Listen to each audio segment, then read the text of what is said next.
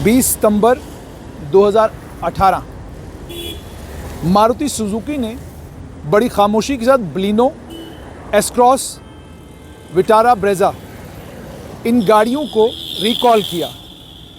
Team BHP ने ये report भी करा है कि Maruti Baleno, S-cross, Vitara, Brezza steering का कोई मामला था, उस स्टीयरिंग के मामले के चक्कर में रिकॉल की गई। हालांकि मारुति ने इस पर कोई ऑफिशियल स्टेटमेंट नहीं दिया, लेकिन एक रिपोर्ट के मुताबिक मारुति सुजुकी ने एक ईमेल अपने सर्विस सेंटर उसको इशू को लेकर लिखा।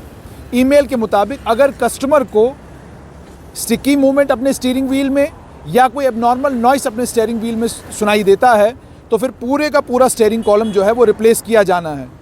मारुति ने ये भी कहा रिप्लेसमेंट जो स्टीयरिंग कॉलम की होगी वो फ्री ऑफ कॉस्ट होगी। नया स्टीयरिंग कॉलम ऑफर किया जाएगा, उसको 3 साल की वारंटी होगी और जिन गाड़ियों की वारंटी नहीं, स्टीयरिंग कॉलम जो है वो कंपनी गुडविल जेस्चर के तौर पर रिप्लेस करेगी। हालांकि मारुति सुजुकी ने इस मामले में कोई ऑफिशियल स्टेटमेंट नहीं दिया, लेकिन मेरे साथ एक भाई साहब हैं, इनका कहना है कि इन्हें स्टीयरिंग कॉलम में दिक्कत महसूस हुई। इनका स्टीयरिंग कॉलम रिप्लेस भी हुआ, लेकिन स्टीयरिंग कॉलम की आज हालत क्या है वो मैं आपको दिखाना चाहूँगा कि आप देख सकते हैं। ये देखिए आप, ये स्टीयरिंग कॉलम की हालत है कि ये देखिए, ये हाथ से आपका स्टीयरिंग कॉलम जो है वो खुल जाता है। ये आप देख सकते हैं, ये स्टीयरिंग कॉलम आपका हाथ से खुल जाता है। और क्या क्या दिक्कत इनको हुई, और सबसे मज़ेदार बात ये कि सर्विस सेंटर वाले आरसी गाड़ी की देखकर, गाड़ी की आरसी को देखते हैं और इस आरसी को देखकर, इस आरसी पर इंजन नंबर और चेसी नंबर देखकर उन्हें ये पता चल जाता है कि इस गाड़ी का स्टीयरिंग कॉलम ठीक नहीं है। हालांकि बहुत सारे कस्टमर्स के लिए ये कोई बड़ी बात नहीं, लेकिन बहुत सारे कस्टमर्स जो एफर्ट नहीं कर सकते बार बार सर्विस करवाना अपनी गाड़ी के लिए, उनके लिए बहुत बड़ी बात है। स्टीयरिंग कॉलम को बिना पैसे के रिप्लेस करना था, स्टीयरिंग कॉलम गुडविल गेस्चर के तौर पर रिप्लेस करना था। क्या हुआ, आइए कस्टमर से ही सुनते हैं। आपने कब ली थी ये विटारा ब्रेज़ा? सर मैंने ये गाड़ी ली थी जुलाई 2018 में। जब आपने गाड़ी ली तो क्या दिक्कत आई इसमें? सर मुझे पहले दिन से स्टीयरिंग में प्रॉब्लम आ रही थी, लेकिन मैं जब भी सर्विस कराने के लिए गया मुझे यही बोला गया कि आपके अपना टायर प्रेशर चेक कर लो, अपने अलाइनमेंट करा लो, बैलेंसिंग करा लो। उनका जोर इसी चीज़ पे था। और उसके बाद जब मुझे पता चला कि इसके स्टीयरिंग कॉलम में प्रॉब्लम है, तो उसके बाद मारुति वालों ने अपने जो वर्ड्स हैं वो चेंज किए। उन्होंने कहा कि हम आपको ये वारंटी में चेंज करके देंगे, एक्सटेंडेड वारंटी है कोई मारुति वालों ने निकाली हुई है, उसमें चेंज करके देंगे। अब मेरा सबसे बड़ा मसला ये था कि अगर मारुति वाले आरसी देख के ये बता सकते हैं कि इसका स्टीयरिंग कॉलम जो है डिफेक्टेड है, तो मेरी गाड़ी की सर्विस हमेशा मारुति वालों से होती रही है, मैंने कभी बाहर से सर्विस नहीं करी है। उनके एक्सपर्ट्स ने गाड़ी की टेस्ट ड्राइव भी ली है। इससे पहले उन्होंने मुझे क्यों नहीं बताया कि मेरी गाड़ी का स्टीयरिंग कॉलम जो है डिफेक्टेड है? उन्होंने तो मेरी लाइफ और मेरी फैमिली की लाइफ को रिस्क पे रखा। अकेला मैं नहीं हूँ, हज़ारों ऐसे कस्टमर्स आपको जम्मू में मिलेंगे, पुंछ में मिलेंगे, श्रीनगर में मिलेंगे, जिनको ये पता ही नहीं है कि उनकी गाड़ी का स्टीयरिंग कॉलम जो है डिफेक्टेड है। मैं अपने घर की बात कर रहा हूँ, मेरे जीजू की गाड़ी है, 70,000 किलोमीटर चल चुकी है। उनको मैंने पुंछ से कॉल की, उनको मैंने कहा कि आपको ऐसे प्रॉब्लम आ रही है? उन्होंने कहा मुझे कोई प्रॉब्लम नहीं है। कोई भी जो इस वीडियो को देख रहा है वो जाके चेक कर सकता है, JK12A7152 इस नंबर पे स्टीयरिंग कॉलम जो है वो जैम कैश छन्नी वालों के पास पहुंच गया हुआ है और वो कॉल भी कर रहे हैं कि आके इसको रिप्लेस करवा लो। बाकी इनका ये है कि ये चेसी नंबर देखते हैं कि starting chassis number 1 lakh to 4 lakh 4,000 something, इसके बीच में जो कोई भी आएगा, इंजन प्रीफिक्स इनका होना चाहिए D13A। मैं आपको देख के बताता हूँ। सर इंजन प्रीफिक्स है इसका D13A और चेसी नंबर मारुति वालों का है, ठीक है। ये जो यहाँ से आप बता रहे हैं ठीक है, ये इंजन प्रीफिक्स इसका D13A है। सर ये जो मेरा MA3NYFB, वो नहीं हमने देखना, ये जो है ना 417113, ये मतलब 44 से पहले आ रहा है ना। हाँ। 1 के बाद और 44 से पहले आ रहा है, इसका मतलब ये डिफेक्टेड है। अच्छा, कोई तो इतनी देर तक आपका अभी तक मारुति ये कॉलम रिप्लेस नहीं हुआ है? बिल्कुल, मुझे मारुति वालों ने कोई भी कॉल नहीं की। वो तो मेरा एक फ्रेंड गाड़ी लेके गया, उसने मुझे कहा कि आपके स्टीयरिंग कॉलम में डिफेक्ट है।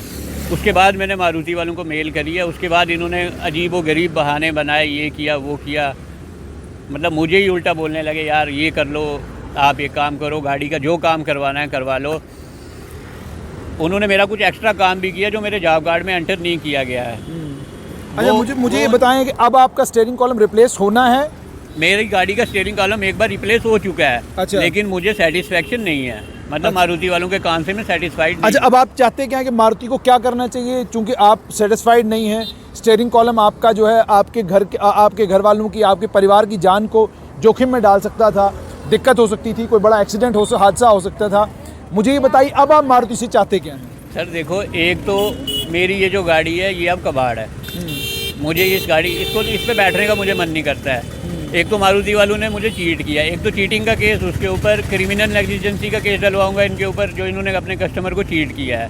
इनको मैं लीगल नोटिस सर्व करूंगा एक। क्या आपको ये मालूम था कि एक ईमेल जो है वो बाज़ाब्ता मारुति सुजुकी ने अपने तमाम जितने भी उनके क्लाइंट्स हैं उनको भेजा है? क्लाइंट से मेरा मुराद है कि जितने भी शोरूम्स हैं उनको भेजा है कि आप जो हैं खामोशी के साथ जितनी भी ये गाड़ियां हैं, इन गाड़ियों के स्टीयरिंग कॉलम जो हैं वो आप रिप्लेस कर दें। क्या इसके बारे में कोई इतला थी आपको, कहीं कोई खबर पड़ी? सर मेरे पास कोई भी ऐसी नॉलेज नहीं थी।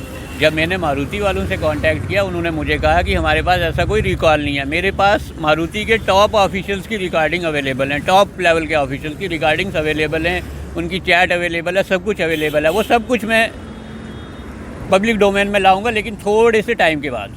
अच्छा, यानी अभी आपको ये लगता है कि अब आप चाहते हैं कि आप गाड़ी रिप्लेस करवाना चाहते हैं या आप स्टीयरिंग कॉलम रिप्लेस कराना चाहते हैं, आप चाहते क्या? सर गाड़ी रिप्लेस का तो कोई इशू ही नहीं है ना। अगर मैंने 9 लाख रुपया खर्च किया, मैं डिफेक्टेड गाड़ी, उन्होंने मुझे पकड़ा दी, 2.5 साल तक मैं डिफेक्टेड गाड़ी चलाता रहा हूँ। मैंने पैसे बड़ी मेहनत से कमाए थे और उन्होंने मुझे डिफेक्टेड गाड़ी दे दी। उसके बाद वो जो चीज़ मेरी अलग से तोड़ रहे हैं, एक चीज़ ठीक कर रहे हैं, मेरी 2 चीज़ें तोड़ रहे हैं। उसके बाद वो मुझे कह रहे हैं कि आप वारंटी में ये चीज़ें रिप्लेस करवा लो। मतलब वो चीज़ें वो वारंटी में मुझे देंगे जो मेरे जॉब कार्ड में एंटर होंगी। अगर वो मेरे जॉब कार्ड में एंटर होंगी, मेरी गाड़ी की रीसेल वैल्यू में उसका फ़र्क पड़ेगा। ये सारा लोड वो मेरे पे डाल रहे हैं। मुझे मारुति वालों की गाड़ी नहीं चाहिए, मैं लीगली इनको अप्रोच करूँगा। और आपके पास आने का मेरा मकसद ये था कि मेरी तरह हज़ारों कस्टमर ऐसे हैं जम्मू, श्रीनगर, पुंछ, राजौरी, पूरे डिस्ट्रिक्ट्स में, जिनको अभी तक पता नहीं है कि उनकी गाड़ी में प्रॉब्लम क्या है और उसका सलूशन क्या है। आपकी इस वीडियो के वजह से उनको पता चलेगा कि मारुति वाले क्या गेम खेल रहे हैं। बहुत बहुत शुक्रिया। तो आपने सुन लिया कि विटारा ब्रेजा में क्या दिक्कत है और कस्टमर को क्या दिक्कत आई, और हमने आपको ये भी बोला कि स्टीयरिंग कॉलम को लेकर कोई प्रॉब्लम थी, लेकिन चूंकि मारुति ने कोई ऑफिशियल कम्युनिकेशन उसमें दिया नहीं और कस्टमर साफ तौर पर आप सुन रहे हैं कि उनका ये कहना है कि उनका कॉलम एक बार रिप्लेस हुआ है, वो उससे सेटिस्फाइड नहीं है। दोबारा से मारुति कह रही है कि हम आपको कॉलम रिप्लेस कर देंगे, आप हमसे काम करवा लें, लेकिन आप चुप रहें। लेकिन कस्टमर ने ठान ली है कि वो अब कानूनी रास्ता लेंगे। कानूनी रास्ता लेकर वो ज़रूर मारुति से सवाल पूछेंगे कि आखिरकार आपने मेरे और मेरे परिवार की जान जोखिम में क्यों डाली, आपने मुझसे सच क्यों नहीं बोला कि आपके स्टीयरिंग कॉलम में कोई प्रॉब्लम था।